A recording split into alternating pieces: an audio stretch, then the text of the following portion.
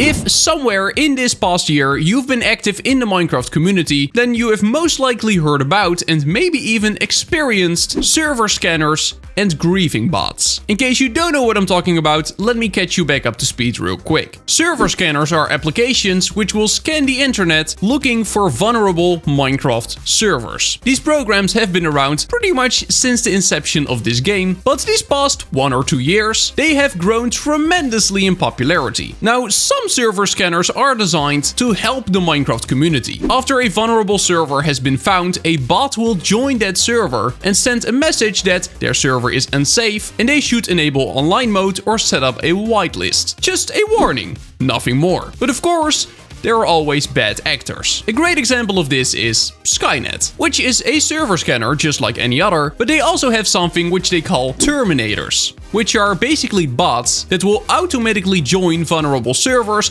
and completely destroy them. Big chance you've heard about this before. A lot of creators have made a video about this on YouTube already, and a lot of creators have also fallen victim to these bots, including myself. A Minecraft server I used for a video which had online mode on false was completely and automatically griefed by these terminators. Now, if online mode is not on false, the servers can still be destroyed, but then not with automatic bots, but it will just be manual labor. Like you might have seen in Tommy Innit's video that he uploaded 8 months ago, where his Minecraft world got completely destroyed by the guy behind Skynet. There is even a video from the other perspective, where you can see how the server gets destroyed.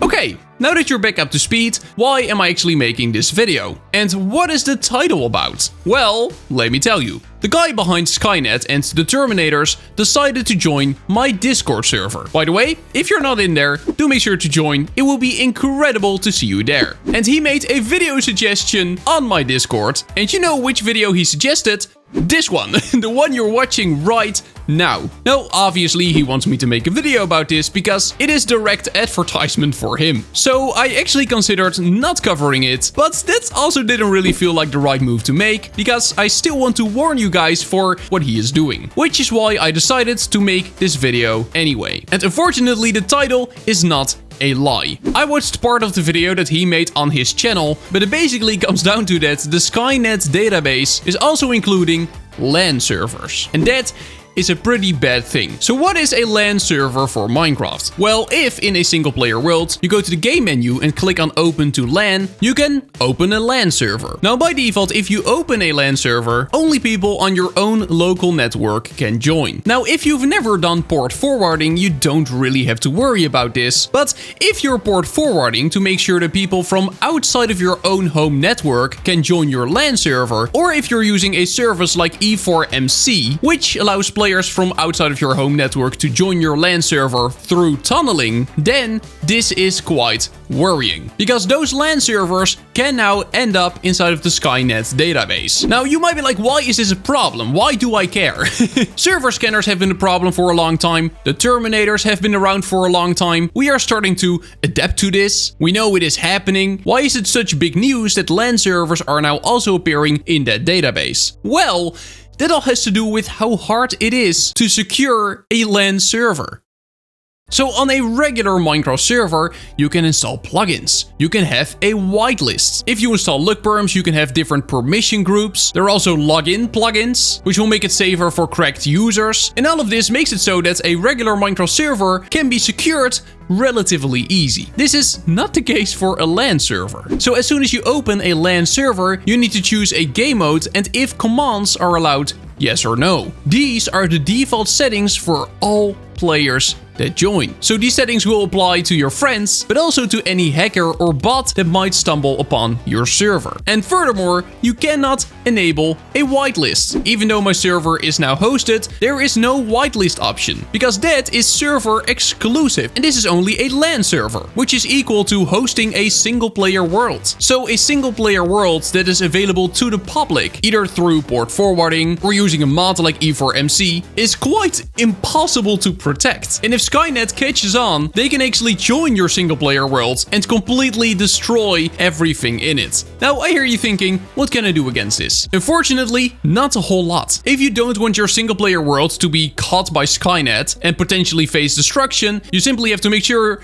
you don't port forward. But you know, if you don't port forward, others can also not join your world, which means that the best solution to not get any bots on your LAN server is not having a LAN server, which kinda defeats the purpose of a LAN server. So yeah, it is quite a sad situation actually. While LAN servers are of course still perfectly safe to use on your own home network without port forwarding or anything like that, as soon as you make it public, it is public to the entire world. Everyone that knows the IP and the port will be able to join, no matter if it is a friend or a Skynet terminator. If you don't just want to stop using LAN servers, something which can potentially help a little bit is choosing a port number that is as far away from 25565 as possible. For those who don't know, 25565 is the default server port for Minecraft, and usually Skynet and other server scanners will look for servers around this port. So if you don't use 25565 but just some other random numbers, then the chance of your server being found is definitely smaller, but still not zero. So do keep that in mind.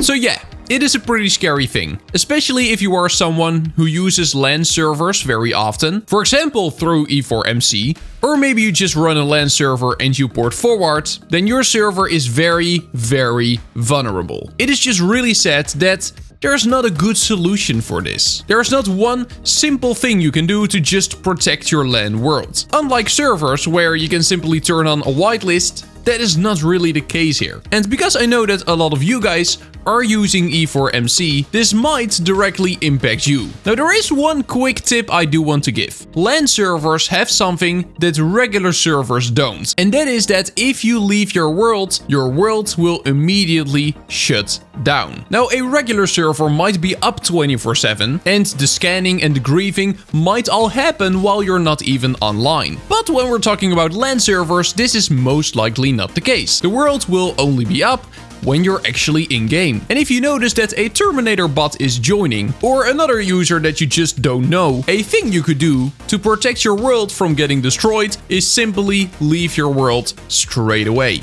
This will shut down the server and therefore hopefully protect all the stuff you've built. It is not a guarantee, but it is a potential solution to a problem we unfortunately have to deal with. Now I would love to know from you, has your world ever been destroyed by a griefing bot? Or maybe it wasn't a bot. Maybe it were the people behind Skynet itself or any other server scanner that joined your server and griefed it manually. Have you ever experienced it and were they successful? Or were you able to shut down the server in time so they were not able to do much damage? Definitely let me know in the comments down below. And that is gonna be it for today. Do make sure to subscribe to my channel, join my Discord. Thank you so much channel members, and then I'll see you in the next one. Bye bye, see you later, bye bye!